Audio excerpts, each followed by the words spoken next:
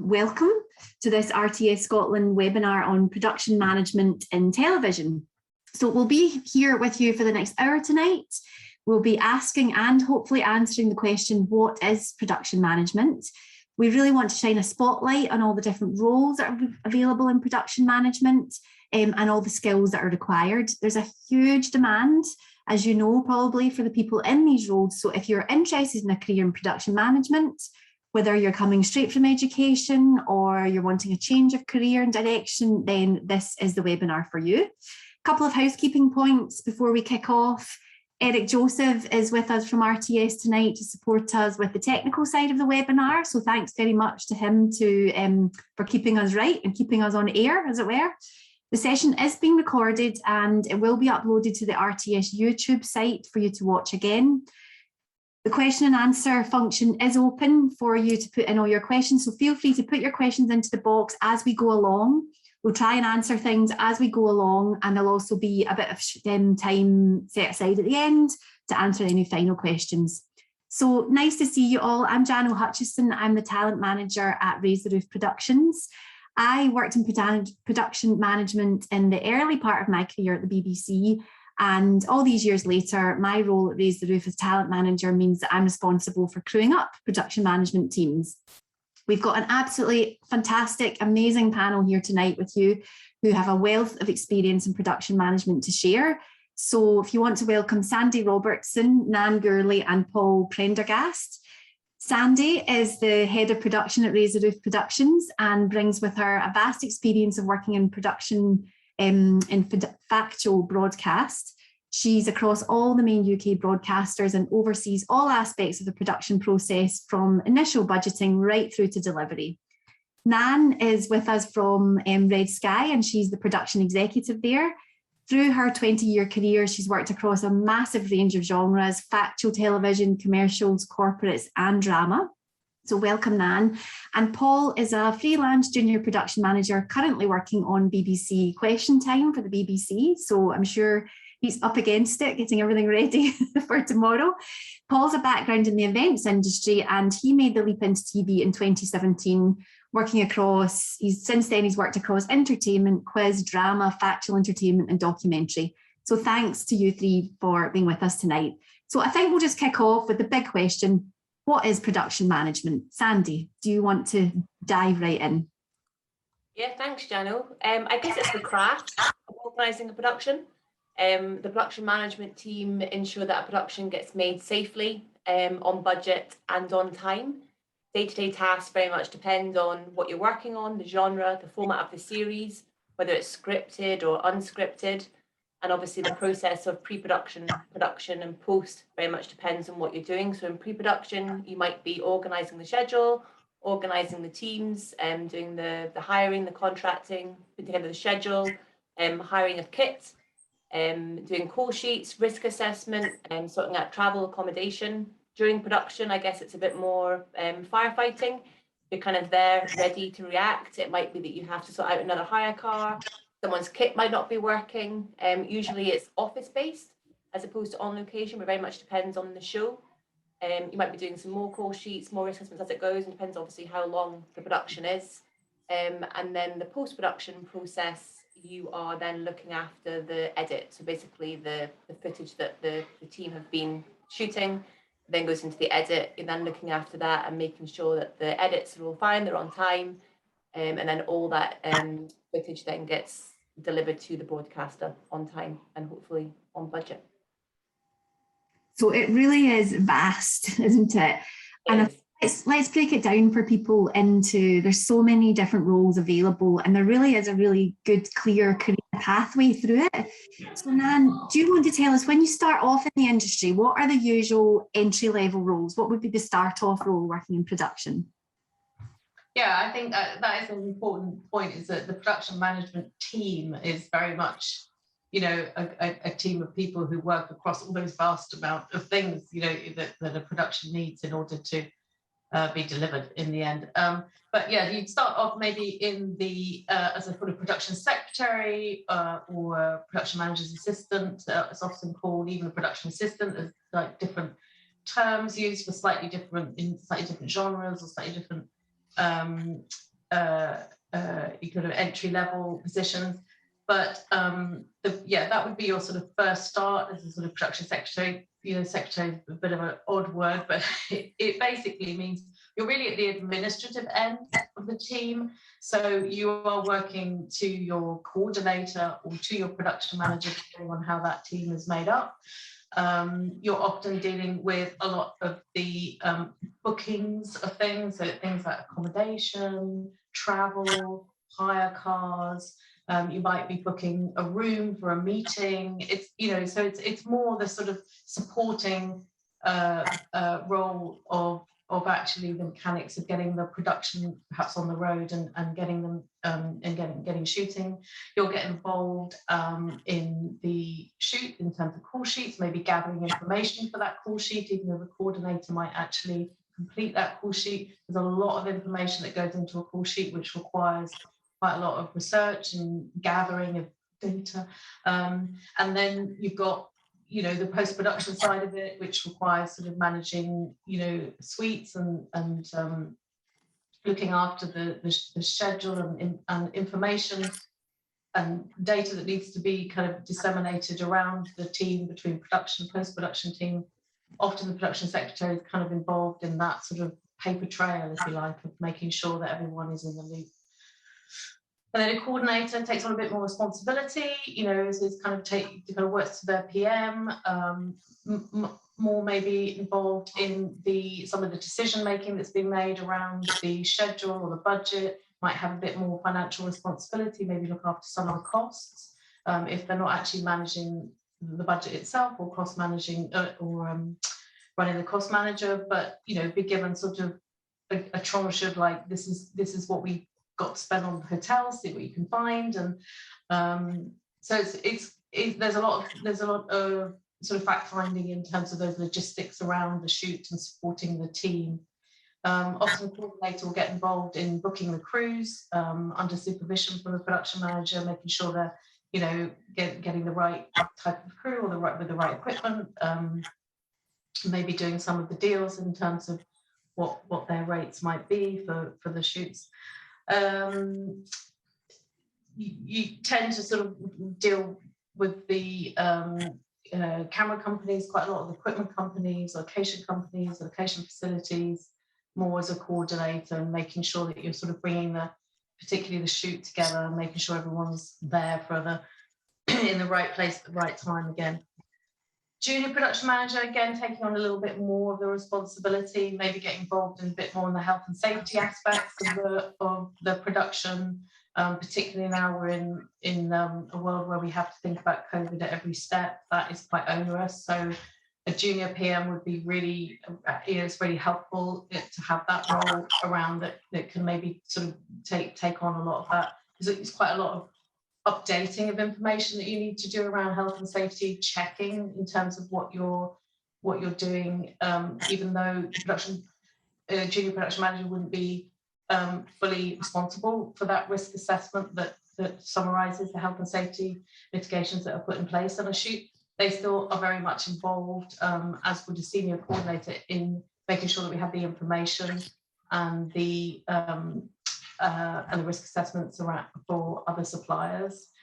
This is quite a lot. It's quite onerous to get all of that data and all of that information and get it correctly, kind of, in the correct place to be signed off by the senior level producers and production manager or production exec. You're doing quite a lot around sustainability now. Albert, there's a lot of pre-production work that you need to do on Albert. It's not just about reporting, it's about how you set your production up. So the coordinator and the junior PM and the production manager will all be involved in making sure that the rest of the team are, aware. There's training around for that as well, are aware of how they can actually contribute meaningfully to a more sustainable production, and that is a production in terms of the production aspects of a shoot or production, but it's also around what the editorial can provide. So we should, yeah.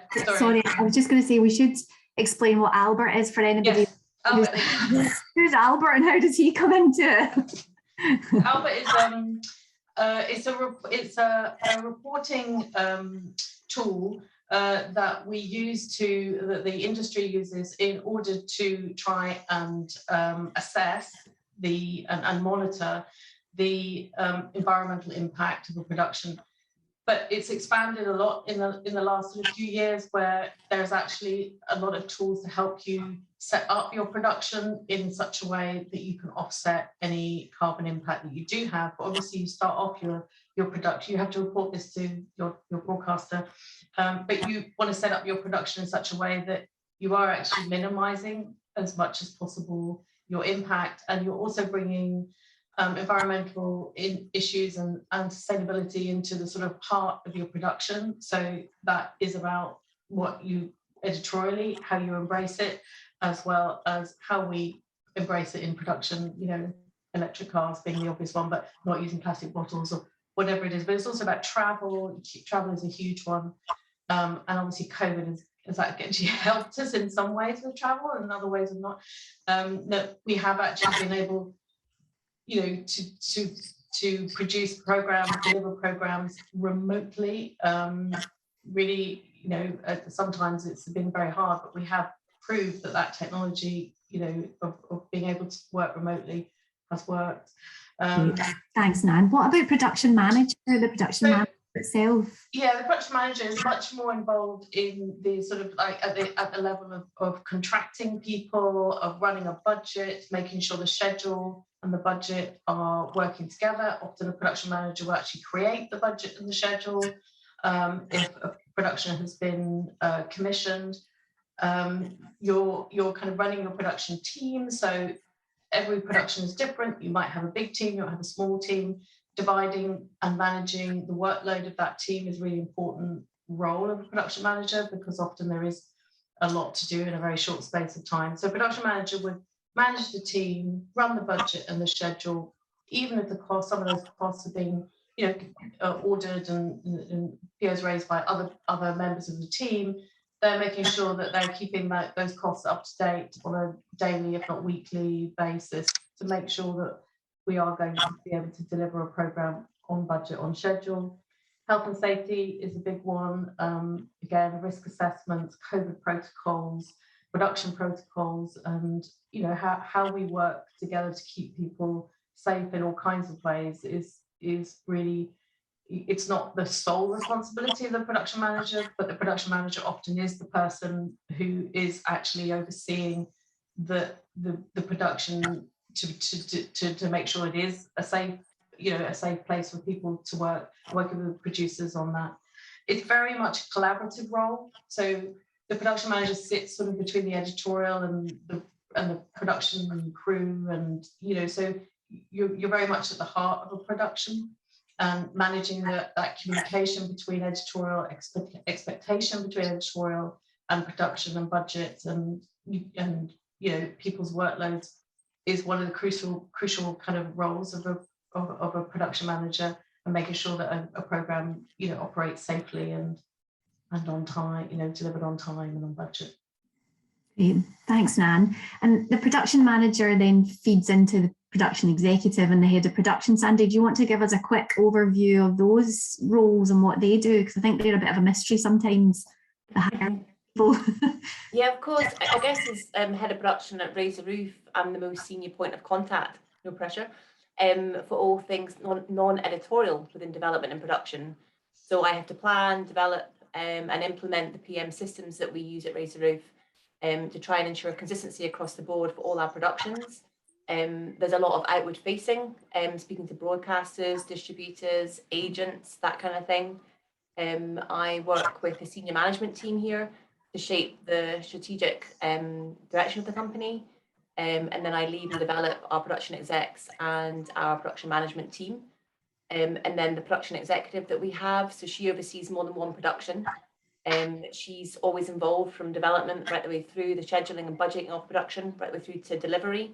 And then she manages and supports the production managers. So I guess the difference between a PM and a production executive is very much that the production exec has got more of an oversight as opposed to a real hands-on for production. So they would always oversee more than one. Thanks, Sandy. And Paul, you've obviously experienced navigating that pathway through these roles, and you came from an events background, so that's interesting because you've had a slightly different route into production management. Can you tell us a bit about that? Because I think it's an interesting pathway that you've gone through. Yeah, absolutely. So I I used to worked within the events industry and hospitality before that. And I actually wanted to get into TV and didn't really know how to go about it. I kind of thought that you had to have a degree. And it was a friend of mine that said, no, you just need a kind of can-do attitude. And so a can-do attitude and kind of having the transferable skills, I think, is the key. And I suppose that's just a case of good communication skills, organisation skills, time management, attention to detail, being a problem solver. I think is definitely a winner, and being able to think outside the box. And I feel like a lot of those skills you actually learn in other industries just as you go anyway. So it didn't feel like there was any great hurdles to cross. It was just more about starting in the industry. I started as a production runner, which was great because that gave me the opportunity to work on lots of different types of productions to see what suited me best. You know, like quiz shows, entertainment shows. I did a bit of drama, a bit of factual, and yeah, I felt it was a great way to kind of come into the industry. Because you just get that kind of wealth of experience, and you get to kind of understand the industry and the kind of the ins and outs of everybody's roles from a role that's quite safe in terms of, you know, you can kind of observe it from afar, if that makes sense. That's great. Now I can see in the question and answer box that there isn't any questions. I was about to ask Eric, do we have any questions? But I've got the box open. So just a reminder for everyone, please fire any questions that you have as we go along into the question and answer box, and we will try and answer them as we go along. As I said, there will be time at the end, but happy to answer any questions that you have. Well, we'll move swiftly on in that case. I think it would be great. So we've heard about the roles. I think it would be really great to hear from you all. Why should people want to work in production? And I think people that work in production are very passionate about it. So Sandy, why don't you tell us what it is that you absolutely love about working in production management? What's not to love? For me, I guess it's the organising and planning. So they're key to the role, but it's the working through the problems. It's the problem solving. There's always a problem. You're always firefighting. So although you're planning and it's all about the prep, it very much you do all the prep, and a good preparation and planning, as Dad would always say, is the key. But then it's being able to adapt to every single problem that comes along the way. And for me, it's that real sense of achievement that you get when you go through the whole process of production and you get to the end and you go, we did it. And I think, as Paul said, it's those transferable skills. It's a job that very much, I think every sector has got an admin role, but within television and the creative sector, it's just so much more fun. It's enriching. You meet new people all the time. You're covering new subject areas. Everything is different and it's creative. So although you are doing what is often kind of seen as quite a dull, uninspiring, logistical admin role, it's fun. That's great. And I think that's important, isn't it? To stress that it's fun. It is. It's fun. It's stressful, but it's fun. Or else I wouldn't be doing it like 20 odd years later. Absolutely. Can I just jump in? That's another thing about our industry is that, we're making telly, and that's actually quite fun. It's a fun thing, even if it's not always the telly that you might sit down and watch. Quite often it is, especially in factual. And I think that's where making that link between you are actually part of the collaborative and creative process. It's not all about being, the organizational part of it's really important, the budgeting is really important, the scheduling is really important, communications and making sure everyone knows where they need to be, etc. is really important. Actually, at the end of the day, you made a telly program, and that's great. So from a job satisfaction point of view, it's really great. Oh, what about you? What are your favourite parts of the job? Yeah, I think it's as these guys were saying, it's exciting. It's exciting to be making TV and to all different aspects of it. But I think on a day-to-day, level, just being able to, there's so many people that you talk to on a daily basis, you know, whether that's internally, externally, people on screen or off screen, you know, presenters, and so many walks of life, and you know, you're dealing with locations, and you know, you're just so many different people in all the different areas, and I think we definitely all a lot of the time work as a team, so there's quite a camaraderie, is that the right word? Is that how I'm saying it properly? But yeah, you know what I mean, camaraderie. I know what you mean. So, you know, it's that job satisfaction of everybody working together to get to the end goal. And you know, sometimes that can be quite a slog, or sometimes it can be, you know, a really exciting kind of end, but it's all just kind of, you're in it together. And I really love that about it.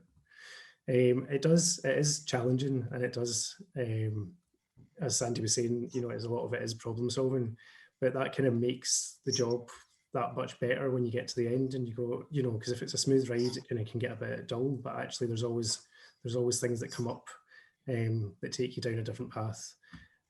So it's all the more rewarding when you get there.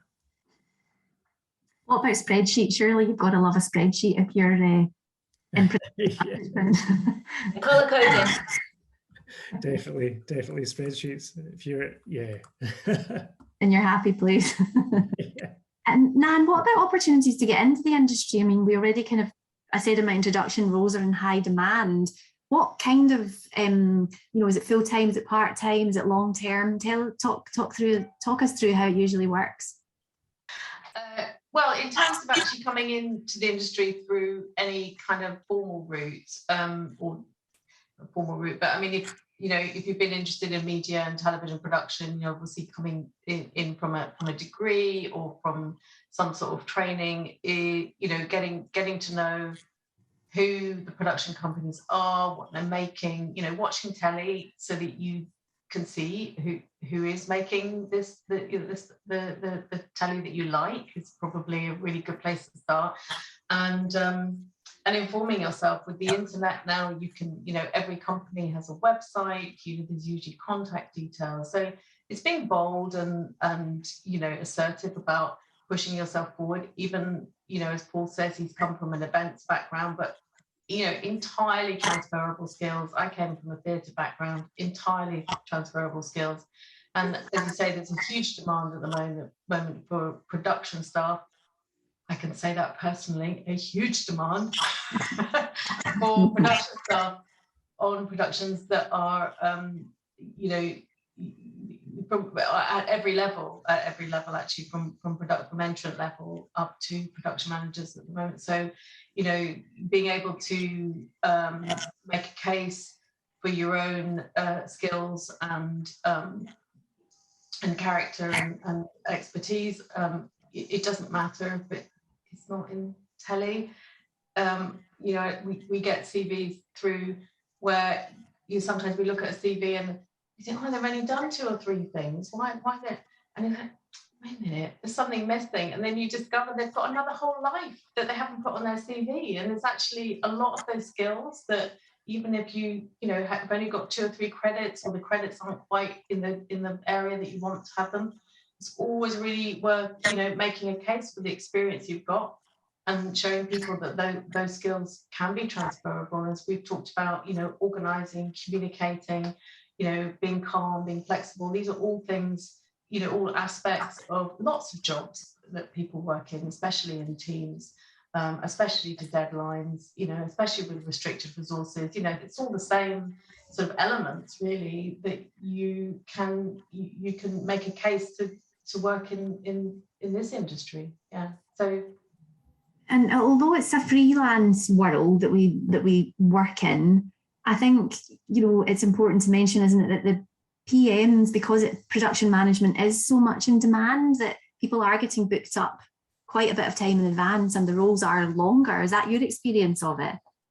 Well, yes, and that's one of the things about the production manager role, is that often they are on for a long period of time. So you tend to have longer contracts with coordinators and production managers because they're in right at the beginning, setting up, and then they're there at the end, closing down and paperwork. And so you know, that's great for as a job. You know, you have nice longer contracts and not short sharp shocks. So, however, you know, in terms of demand, that means that we are actually hugely kind of under-resourced, but you know, we just haven't got enough people because they're all kind of, you know, sacked up on lots of long-running things, which is great. I mean, it's great for the industry. We just need to catch up with new people. So it's healthy, but it's hard at the moment. Great. So let's move on. There's a couple of questions coming through in the chat. So are there any fact roles in TV production management, like doing documentaries, being in front of the camera, interviewing people? I suppose maybe we should quickly mention before we move on, Paul, I don't know if you want to explain the kind of difference between editorial roles and production roles. We've kind of dived straight into production roles. Maybe we've made an assumption that people kind of know the difference between that and an editorial role. Are you able to just give us a really quick overview of that?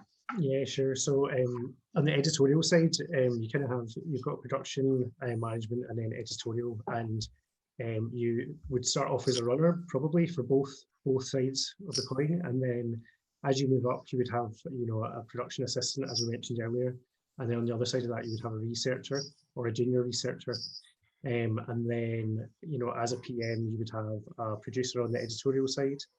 And that's the kind of side where they would do a lot more of the fact checking and the actual content of the shows themselves.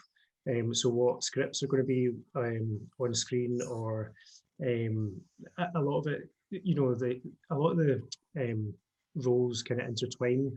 So, for example, production might look after finding the location, but then it would be for the editorial team to decide of the actual feel of the location, if that makes sense. So yeah, they kind of work hand in hand a lot of the time, but editorial are kind of more content based on about what's on the screen, if that makes sense. Thanks, Paul. One of the other questions is being a runner the only way to start in production? Hopefully we've already covered that and answered that by what we've talked about getting in as a production secretary. We can always come back to that at the end if somebody still wants to know a bit more information about that. So let's move on. We know what the roles are, we know what's so great about it, but let's talk about the key skills. You've already talked a wee bit, Nan, there about transferable skills, so it's useful for all of us to kind of break down the key skills that are required for each role, so that anyone who's listening and all the participants that are here know that if they come for an interview with a head of production, a production executive, or a production manager, for example, what might they be looking for? So Sandy, what are you looking for when you meet your potential production secretaries and coordinators? I guess for me, it's a love of problem solving, isn't it? They have to have a great attention to detail. It's someone who can be calm under pressure, someone who can use their initiative, flexibility, that's really key.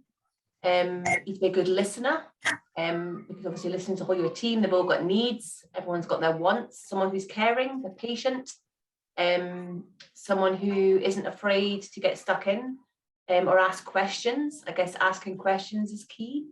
No question is stupid, but you obviously want your fact finding. You're kind of working out, you know, what's needed, what's the requirements, and I guess a real team player overall, because as Paul said earlier on as well, we are one team, obviously production management, editorial, but you are essentially part of the team. And Nan, what are you looking for when you meet potential production managers? What skills is it that you're wanting to see from them, skills and experience? Well, all of the above, like you just said, and also just a sort of a kind of keenness of, you know, wanting to understand, because when you come in at that level, you know, you don't, and nor should you, understand what everyone's roles are and how they fit together and who needs what, when, and why, and blah, blah, you know, and, you know, there are certain, you know, there's an informality about maybe how we produce television, but there are also there's a certain structure that things have to come in certain orders, and understanding other people's jobs and understanding how you fit into other people's jobs is really important. So I'd say a sort of keenness to learn and a keenness to understand the the whole kind of animal, the beast, you know, the whole kind of way it's working is really important, because that way you'll find, you know, yourself, you'll find where you want to be, but you'll also be a great team player because you'll have that understanding of how the rest of the team needs to work and how it's made. So yeah, that sort of keenness to learn, and also just flexibility is a really big one, because nothing really goes to plan. It doesn't really matter how much you plan it. So just being able to embrace that, which, you know, not everyone likes that, you know, not everyone likes the feeling of the ground shaking slightly beneath their feet. So I think, you know, just being able to sort of go with the flow and, you know, and sort of anticipate maybe and be flexible about what might change, or line things up, or just think, okay, well, that isn't ready next week, but we could get it ready for the week after, so we'll just check that they can do that. You know, it's just sort of having that sort of brain that does actually anticipate potential issues and understand how that impacts on the rest of the team and the production process. Sounds like you have to be all things to all people, really, to be honest, doesn't it? Paul, what do you think are the key attributes that you think that you've brought through at kind of every level that you've worked at, you could share with everyone? Well, I think having a love for organisation is probably one of them, and enjoying the challenge of problem solving, as I mentioned before. And I think being flexible is, again, as Nan was saying, is all really important. Having that kind of the joy for the unknown, and having the ability to multitask and prioritize, what's important on a day-to-day basis, because that's constantly evolving and changing as well as your day goes on. Being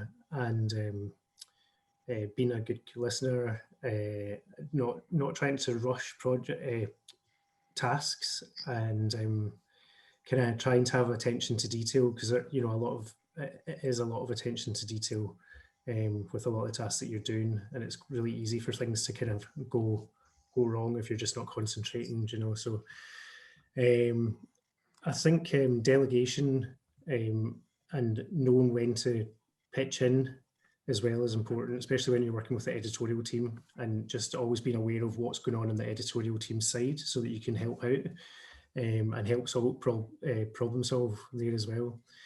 And I think as you move up the kind of the ladder, then there's in every role you learn more and more, because every single project is completely different from the next.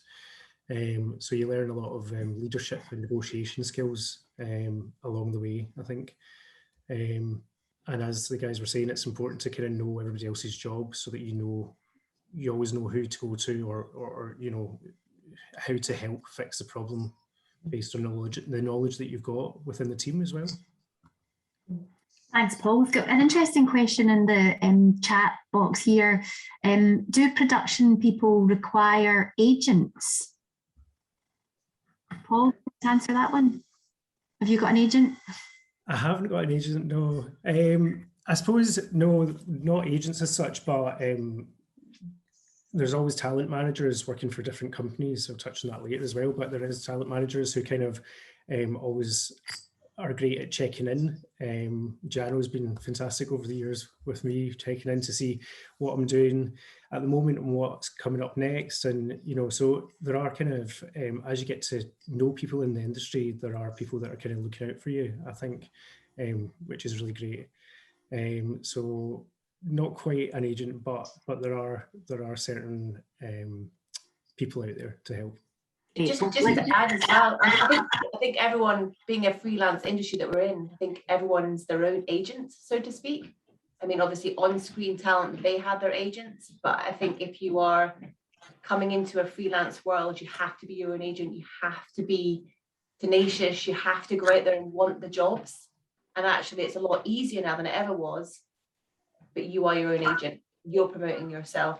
But as Paul says, having the likes of Jano and other talent managers out there, it's a lot more accessible. So it's making yourself known to companies. And if we haven't got a talent manager, it's contacting the PM, it's contacting the head of production, it's going on all the job network pages, but just promoting yourself. I've got a bit of a skate park going on outside my house, so apologies.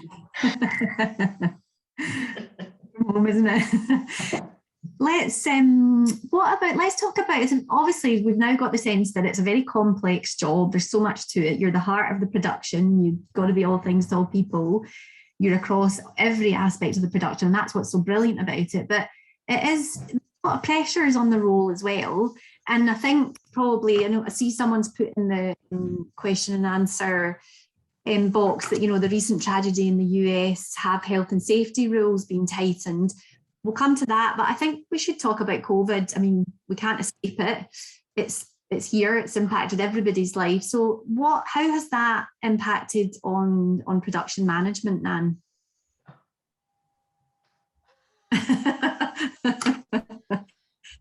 Go for a breakdown.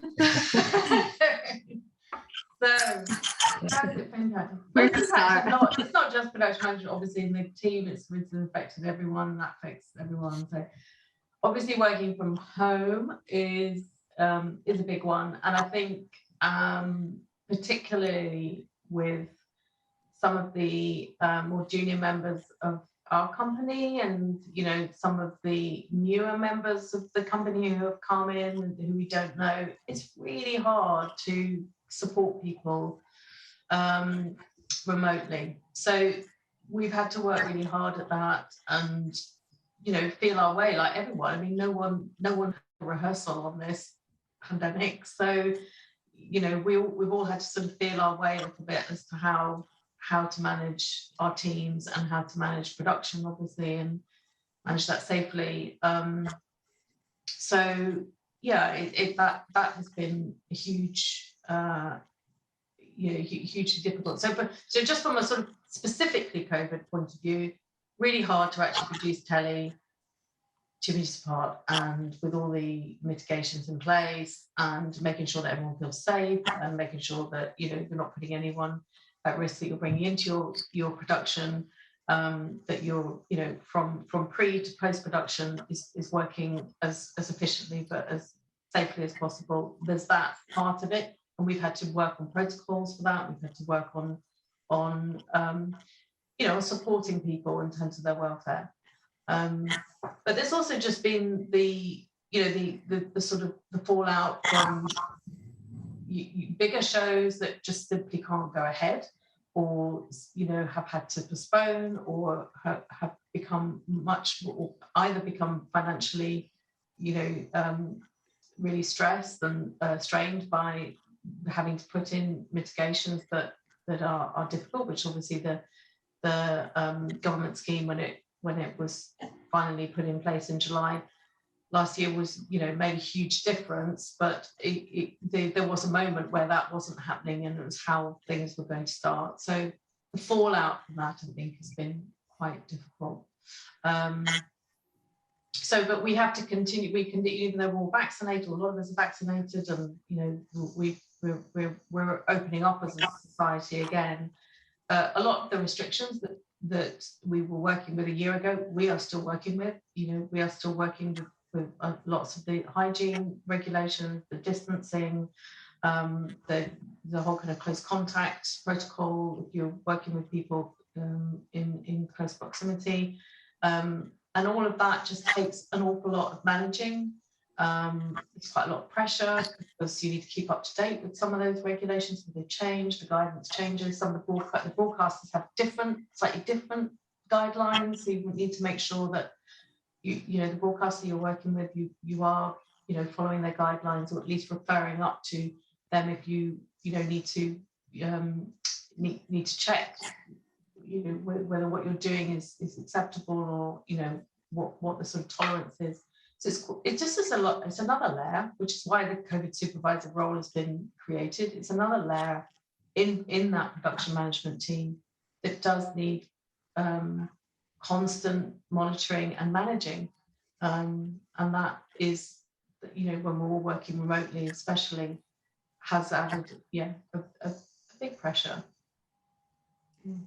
Sandy, are there any positives to have come out of it? You know what? I'm the glass half full. I think yes, Nan's right. It's been very tough on the industry as a whole, but there is positives. For me personally, it's the flexible work-life balance. You know, we can now work from home as well as in the office. That's so much better for me personally with a family. We've all been talking about how there's a real shortage of people in the industry wanting to work in production management. So now we've been able to widen that talent pool. We've been able to recruit people. We've got a production manager currently with us working in London, and it's absolutely fine. You know, we now have Zoom, we've got Teams, it all works perfectly. We've been able to get somebody who actually, to be honest, before wouldn't even be on our radar, but now it's possible. And as well, do you know what? I think the lovely thing about COVID has been is that it's really shone the spotlight on production management. And do you know what? Deservedly so. Everybody had to play their game in COVID and getting the protocols together and making telly. But for me, it was the production management team that really, really shone.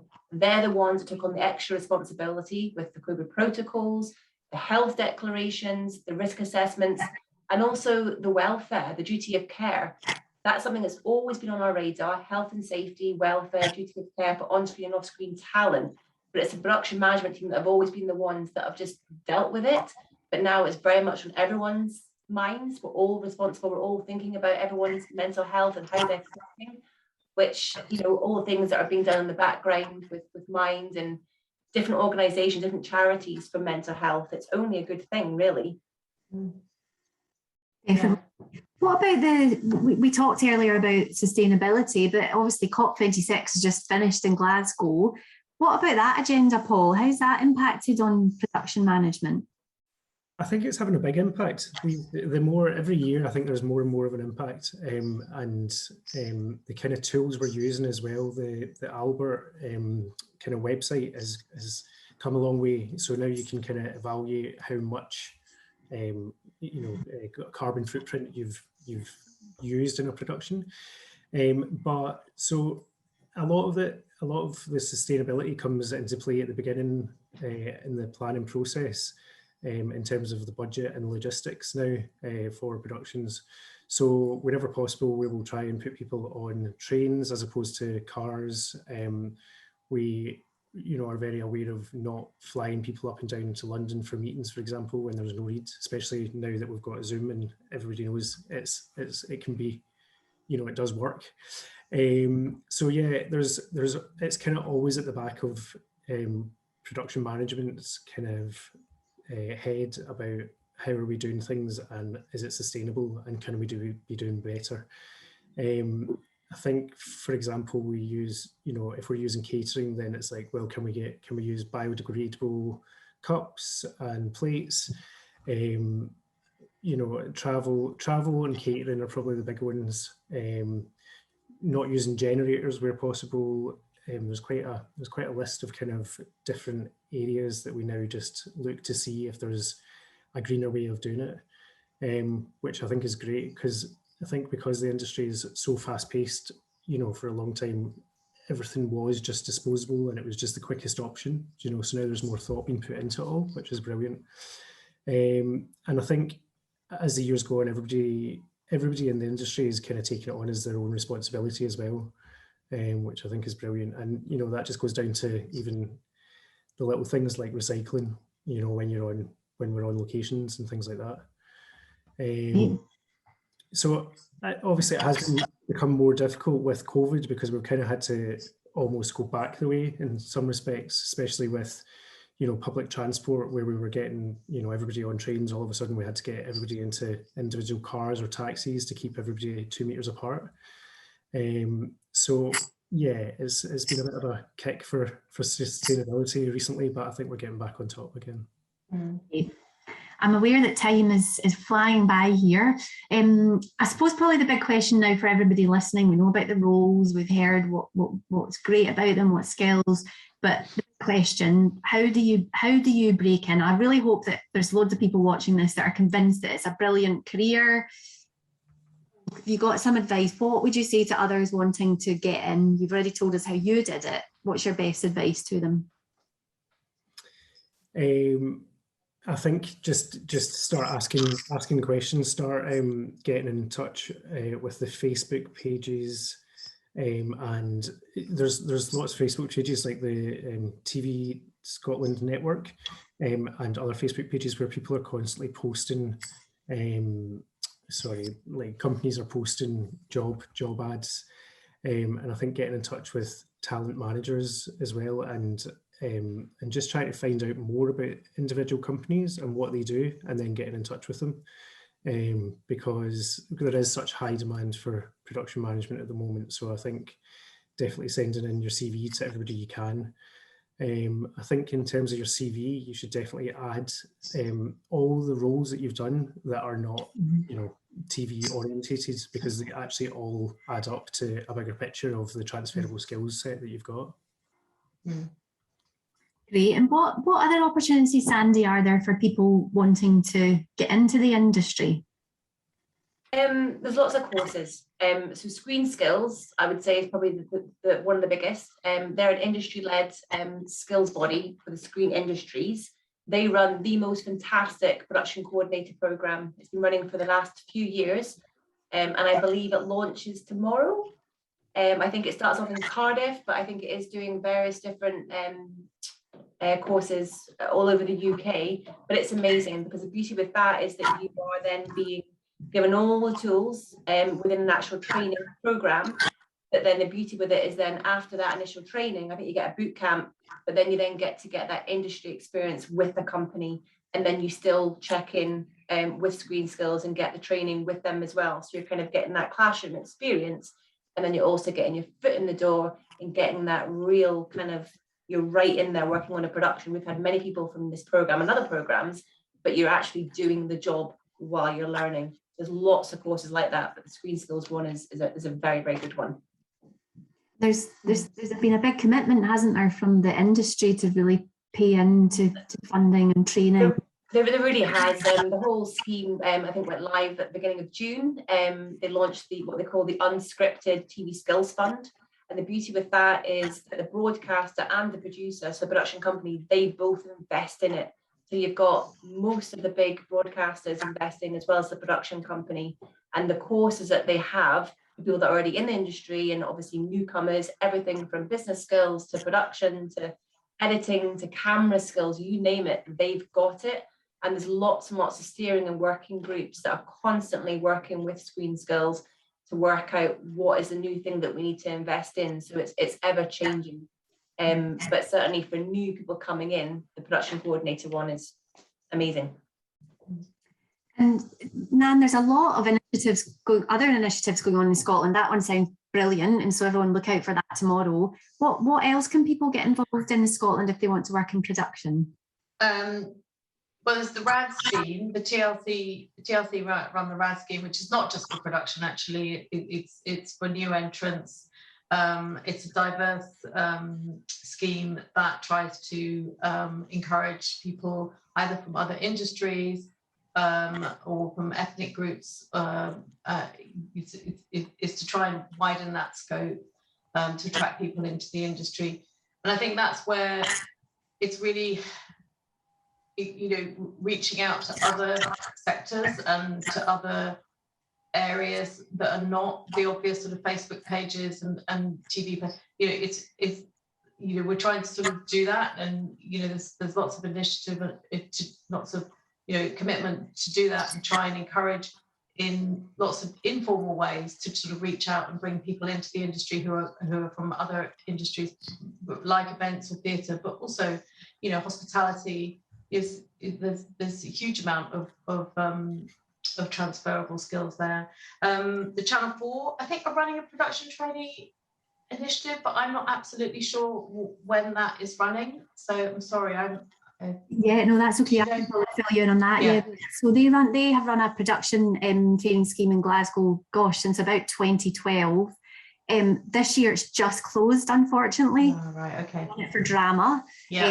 But the few years before that, they've run it for unscripted. So Something That Raised the Roof have taken part in it, and it's both researchers, so editorials and production roles as well. So I'd highly recommend that one to anybody, because it's a year-long contract. You get placement with a production company, and you get monthly training and mentorship with the company. So, and I think there's lots of people still working in Scotland in production who have come through that scheme. So it's a brilliant one for people to be looking at. Do individual companies, from your experience, run anything themselves, Nan? Do you know? I think we should do that more. I mean, I think there are link ups with things like the Sterling initiative, but university. But I think it's you know, we've had a RAD trainee with us this year. So I mean, Red Sky is quite a new company. So we've had people from Sterling, a couple of people from Sterling before. It's the first time we've had a RAD trainee, and it's a really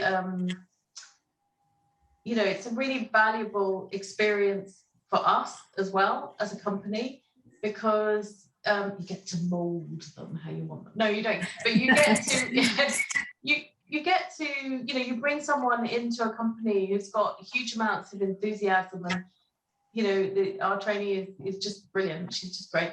But it's also, you know, it's just that sort of you know, that support that you can give to someone who has all that enthusiasm. And you know, if you have that sort of, as we talked about before, if you have that sort of openness, flexibility, enthusiasm within a company, even a really small company like us, we have found that incredibly rewarding and valuable to have her in within our company. So I would encourage many other companies to do the same. It's been a really good experience.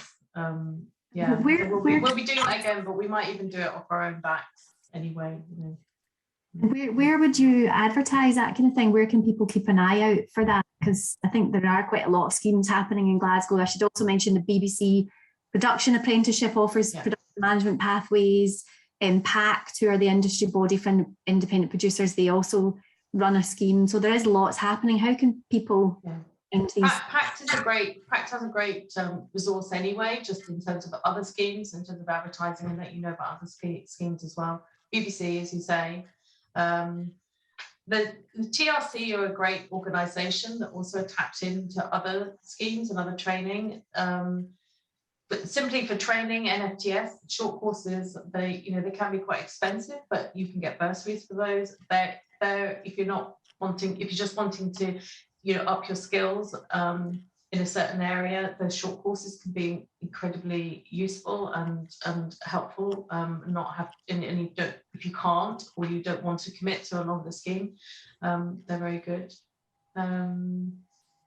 We should probably also say join RTS Scotland as well. Join RTS. Do a little plug there. Yes. Join RTS Scotland too, to, you know, get all the perks of the membership. Yeah. We've got a couple of questions just to finish off in the chat box. Somebody has asked, it sounds so glamorous. What's your worst or most uncomfortable experience? Paul, do you want to kick us off with that? I'll go around, don't worry, I'm going to ask everybody that one. It's going to be interesting. Yeah, I mean, we all have days that, you know, your worst day at work. I think for me it was probably waiting all day for a package in Scotland, in Glasgow, and then hearing that it had arrived at the hotel in Nottingham, I think it was, and then travelling down to Nottingham in the car, and 5 hours later getting there and realising that the package, it was a different package, and the one that I was waiting for had arrived in the Glasgow office after asking the hotel to go through the CCTV and find the package and all sorts. Yeah. And we had a runner that had to leave at 4 a.m. to come down and help me out. So yeah, that was a pretty bad day for me. Sandy, have you got any worse moments? Sorry, Paul, I'm laughing, but oh God, I've made so many, and I always fess up because, you know, life's too short, and that was the best bit of advice I ever got, was just to fess up if you made your mistakes. But I guess the biggest one I ever made was sending a team out to Turkey a day early, which was pretty hideous. It worked out all right in the end, but there was a lot of explaining to do and a lot of sorting out to do, but it worked out okay. But yeah. Nan? Oh, Nan, have you got a worst moment? there's so many. I don't know what to choose. So, I've tried to banish them all from my memory. I think the one, I think I told the team this a few days ago. I think the one that sticks in my mind, not because it was so awful, but I felt so awful about it. So, even though, you do things sometimes that are really bigger than that. But I walked into the sea with the crew bus's car keys in my pocket. And that meant that the crew, at the end of a really long shoot, everyone was like, yeah, wrap, couldn't get home for another hour and a half. And I honestly got so much grief about that. I felt awful. And I was a production assistant at the time. All I had to do was make sure the key was safe. And I basically drowned it. Is it the bottom of an ocean? Yeah. I suppose it's worth mentioning, though. It's funny because at the time, these things always feel like the worst thing in the world, and you'll never recover from it. And actually, it's always, it's lovely because somebody always goes, "Don't worry, it's only TV." Do you know? And it's like, we're all about to move past it. Also, you don't make mistakes, you don't learn. I'll never do that again. There are certain things you do and you go, I'll never do that again. Definitely. Well, on that note, what's your other kind of best advice, just before we've got kind of 1 minute, 2 minutes left? What's your best advice that you've been given about working in production management that you could share? Nan, do you want to start us? Best advice, I would be bold. Sell yourself. Don't be just because you're not experienced or you're coming in from a different industry or you're not sure where you want to be. Still be bold. Get yourself in and get yourself in front of people and be confident about what you can offer. Great, thank you, Nan. What, Paul? I think just I'll try not to use bold, but just go forth, and the industry actually is craving for more people and from all walks of life. So I think for me, I had quite a big fear as to why would they want me, and actually the industry has kind of opened me with open arms, and I've always been, there's always been a new contract on the horizon for me, and a new skill. And you don't need to go to uni or study media at all to get into the industry. And I think a lot of people's perception is that you have to have followed a particular route. It's not the case at all. And actually, I think people with life skills and previous careers in different areas actually all helps them succeed in the TV industry. Sandy, just before we sign off, any best advice that you could offer? I guess I echo Nan and Paul, but be honest, be open, be confident. You may not have the experience, on a production, but you'll have other experience that you can offer, and be kind, be kind. Thank you. Well, just want to say thanks so much for everyone joining us tonight, and special thanks to Sandy, Nan and Paul. You're very busy people. You've given up your time to share your knowledge and insight, so it's very much appreciated. I hope that everyone watching has found it useful, and I really hope it's persuaded you all that production management really is a fantastic career path to follow, because we need more people coming in. So please consider it. Thanks to Eric who for all his technical support, and overall thanks to RTS Scotland for arranging and hosting this event. Eric's going to put up a slide at the end. It's got the website and the details, but for more information about joining RTS and all their future events, our website is rts.org.uk/region/Scotland. So thank you very much again, and have a good evening. Can I just add very quickly, I'm more than happy for anyone to email me if they're interested in getting into the industry, and I'm sure Paul, Nan and Jana would agree. Email us. Our emails are on the web, so look us up. I'm sure we'd all welcome. I'm not Gourley with an E, I'm Gourley with an A, by the way, if anyone's looking at that. But yes, feel free to email me at Red Sky. I'm very happy to help. And thank you, Gino.